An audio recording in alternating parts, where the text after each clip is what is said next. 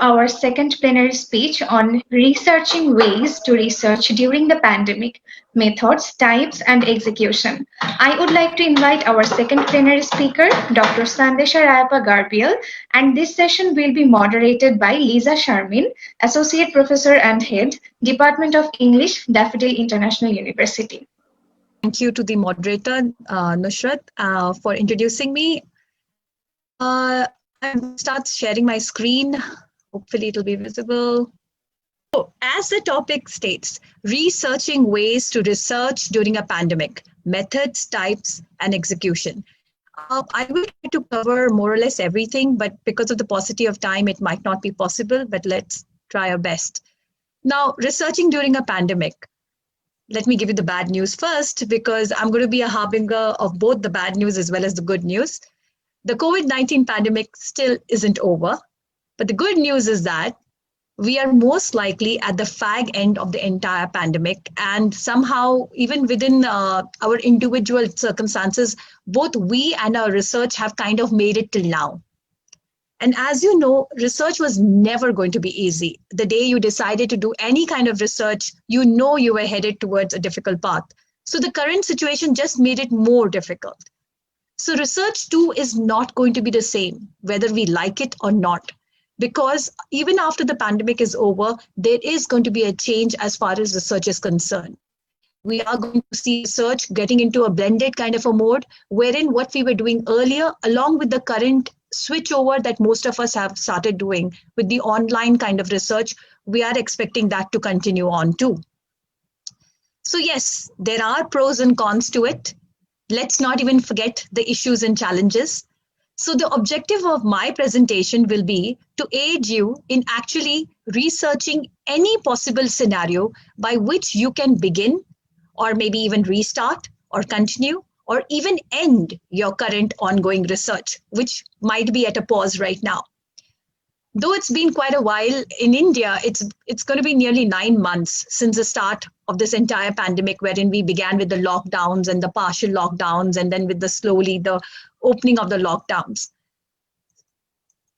So do you think online research is possible? That is one question to ask all of you. I was intending to actually give all of you a Google form link, which I shared with people just 2 days back. And I got a couple of responses, which I will be sharing now in the next few slides. So your answers, when I asked you this question, do you think online research is possible? You might have said yes, you might have said no, or you might have thought of maybe to a certain extent, all right? So when I asked this question, this is how it looked like. I did not get into the details much of the people and everything because I wanted to make it very short and simple. So when I asked people to choose the option as to what they were doing, whether they were faculties, whether they were students, as you can see, majority of them were faculty who answered the questionnaire, but we had people who were undergraduates, we had people who were doing their PhD or their MPhil, who were research scholars. And the subjects and areas of research that they were covering ranged from journalism to linguistics to molecular medicine. So, I had people from all over, from science background as well as from the arts and humanities. And you can see languages also pretty much was there. And the current location, so the location of the people was varied. It was people from, let's say, West Bengal. We had people from Bihar, from Punjab. We had people from UK, from Thailand, and somebody from Republica Dominica. So we had a pretty good, a mixed bunch, I would say. So the first question which I had asked was, do you think online research is possible? And if you look at this, 26.8% both ways, it went yes, 26.8% yes, and 26.8% no. But if you look at the maybe surprisingly is 46.3, which basically tries to show you that most of the people are inclined towards working towards an online research. So I would actually count that with the yes. So I also asked people, are you currently pursuing any research work? And again, if you look at this, 41.5% of the people are saying yes, that they are pursuing, whether they are pursuing through a blended mode because people have now started going and moving, traveling from one place to the other, and people have started continuing on with their research that they were doing. Though at the same time, because of ethical concerns, most people who are doing field work, especially where they're having to interact with people from the community, they would try to keep that community safe. And keeping that thought in mind, they might not have wanted to go to that particular community, even if they were allowed to travel. So we're looking at all possibilities out here. And again, as you can see, no is what I had at 34.1%. And then 24.4% again was no, this is not applicable to me, because these are the people who didn't need to travel anywhere for kind of research work maybe, or they were not pursuing any research work. And another interesting thing to note is when you're looking at science students, as I told you, there were science people out here, and I'll show you the results of what they said of the kind of issues and challenges. People think that, oh, science students, they have laboratory work. So interestingly, for science students, there is something known as a wet lab and a dry lab. Basically, I asked the people about the issues or challenges, and the kind of issues and challenges that people were talking about was that how they had problem with actually, not being able to have access to the library, how they were not able to meet the people, how they were not able to talk to the respondents.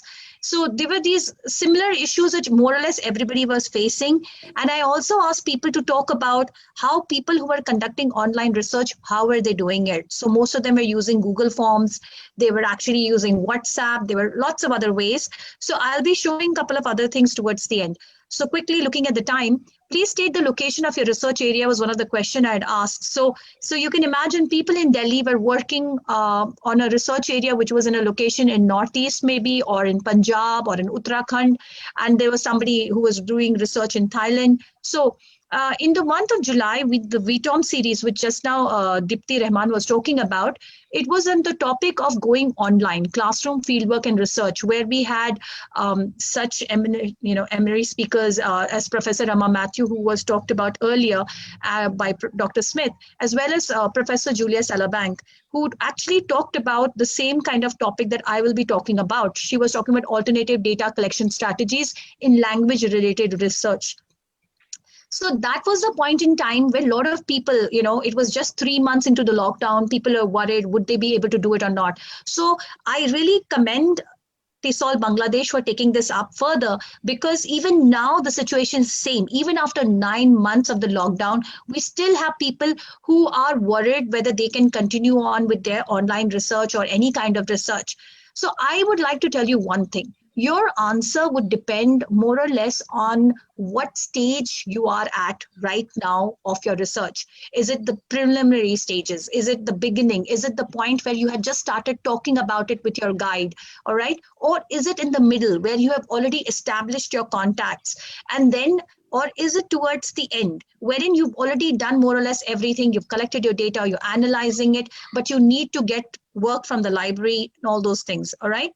So as far as methods are concerned, now for this particular slide and the next 2 slides, I'll be thanking Dr. Julia Salabank, who actually was gracious enough, and she was very kind. And she said, go ahead and do talk about whatever I had also during my particular talk.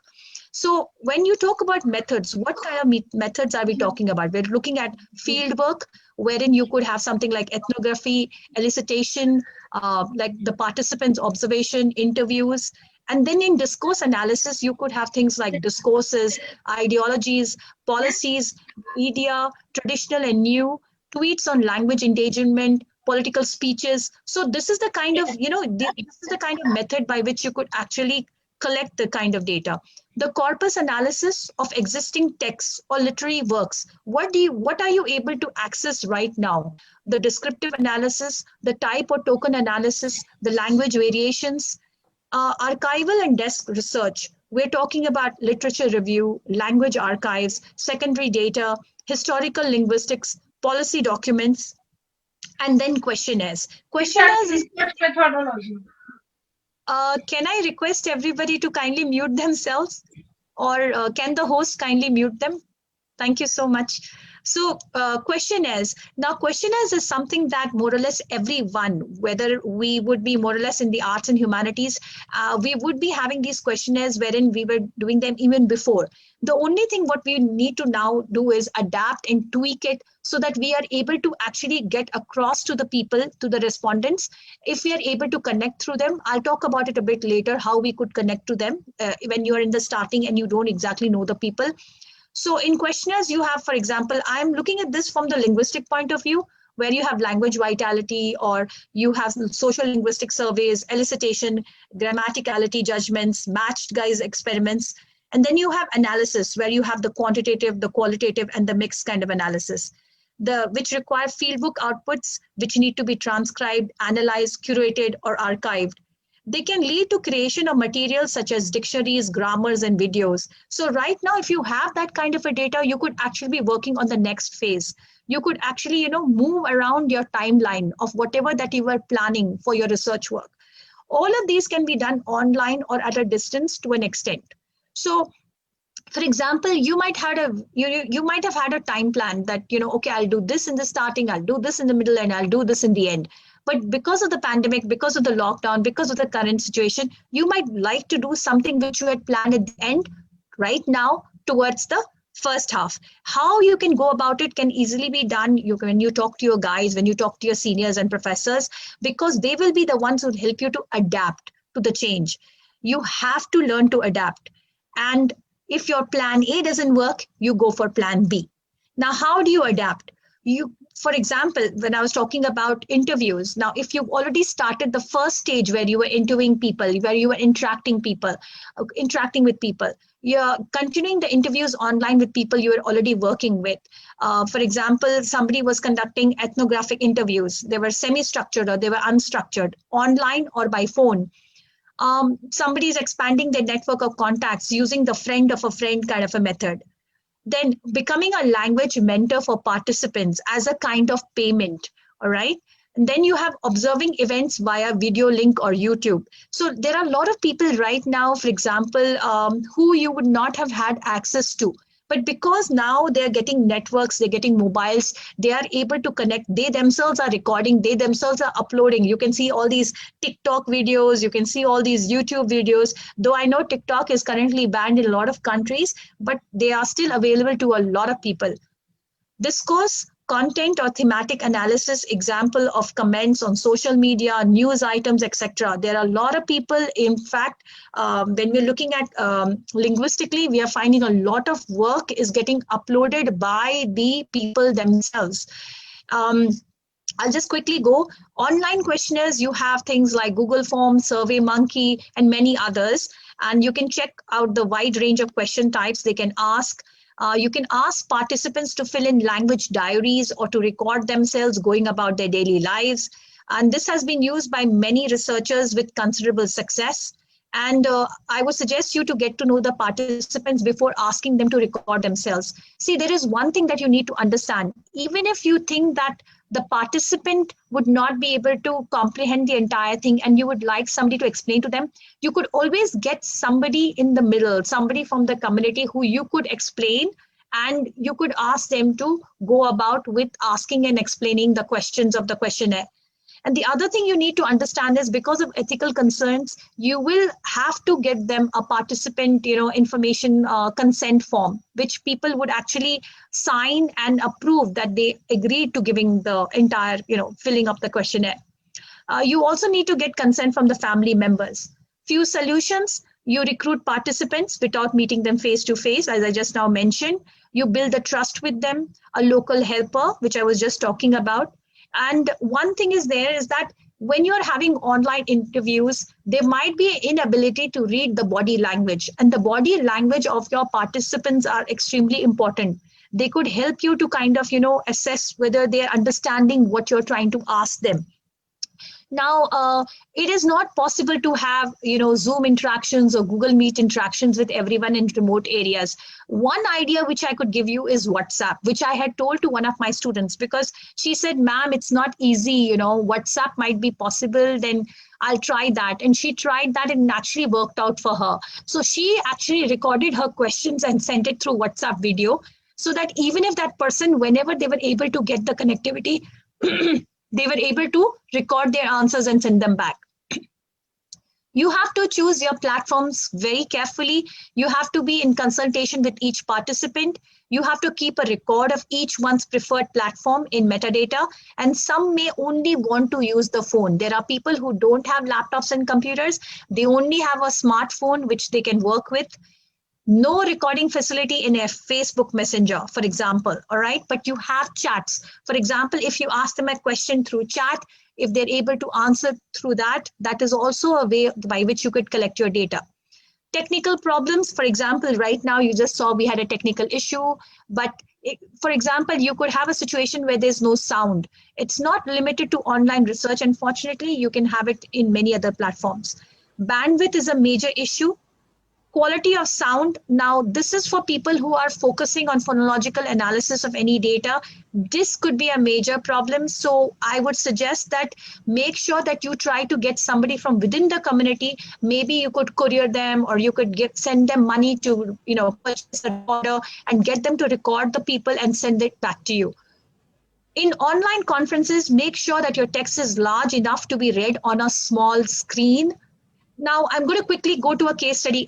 Could someone please tell me from the host or the moderator, how much time do I have? You have roughly 2 minutes. Okay, quickly then. Thank you, Dipti. So the case study is, this is a class of linguistic empowerment cell, which Dipti was talking about, I teach.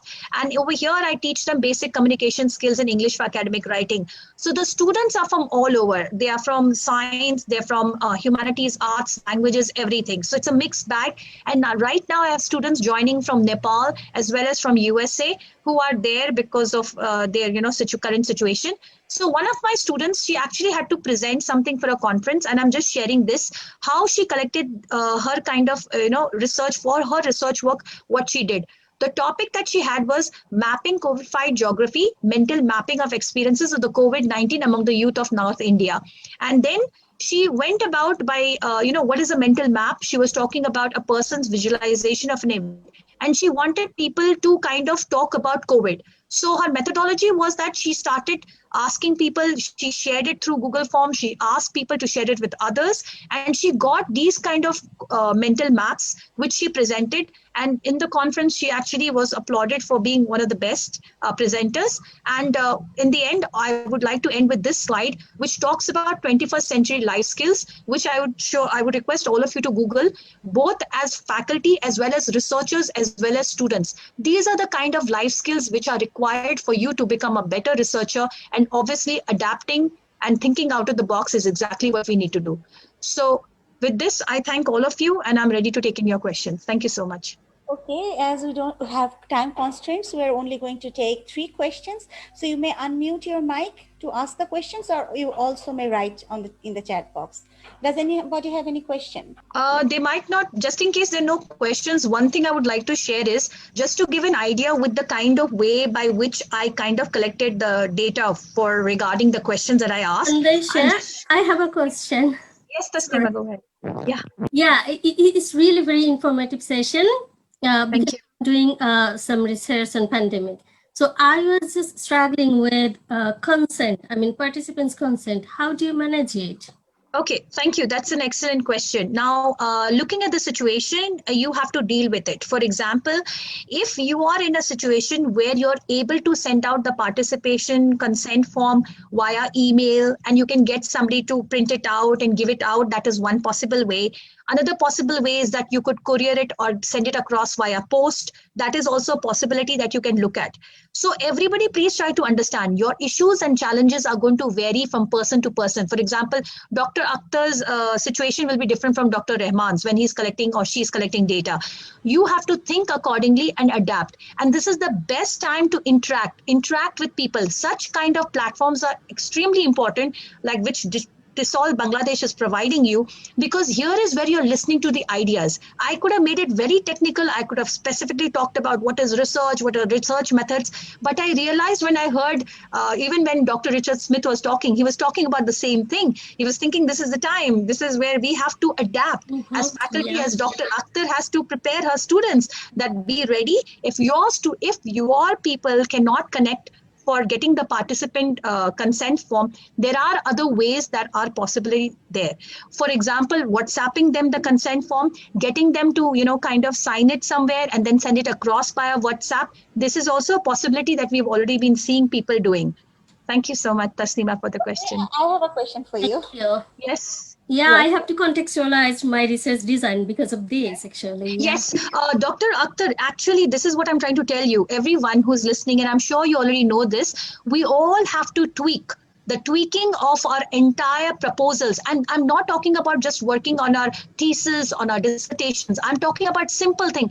If you want to come out with an article which you want to publish in your local paper, for that, if you want to get the kind of data and you can't get out of your city, you need to use your primary, secondary sources accordingly. This is the time when our primary and secondary sources matter. Any type Yes, of data thank you. will be useful. Yeah. Okay, I had a Exactly. question, And and yes, I guess this is going to be the last question because we don't have yeah, enough okay. time. Yeah, You sure. were talking about discourse analysis of different kinds of Facebook and online, maybe comments and others. So would we face any kind of ethical issues? Suppose I have taken some comments from YouTube or Facebook in order to judge. Okay. So how should I deal with that?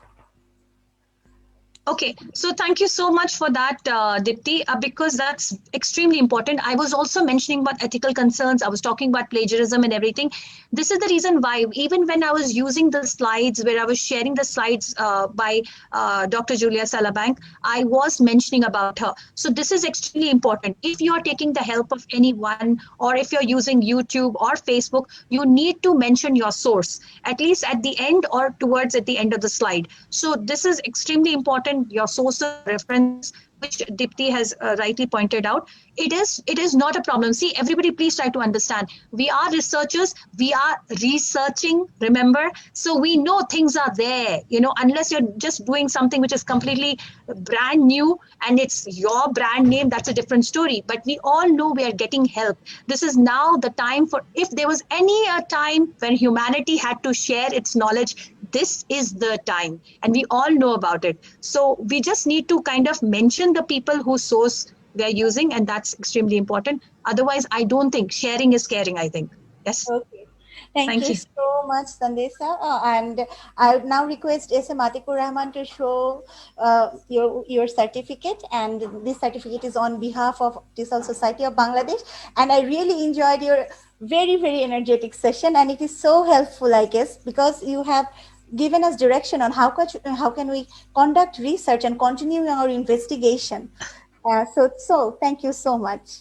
Thank you, Dipti. I would also like to mention this was a wonderful opportunity to meet Dr. Smith again, though it was virtually. And I remember meeting him in February in the month of Kathmandu. Just after that, the pandemic thing happened. But I remember meeting him, and it was wonderful. And I'm really glad that Dr. Rahman and all of you invited me for this opportunity We are again. really glad, Thank and you we'll so much. continue talking with you in the breakout rooms, definitely. Yes.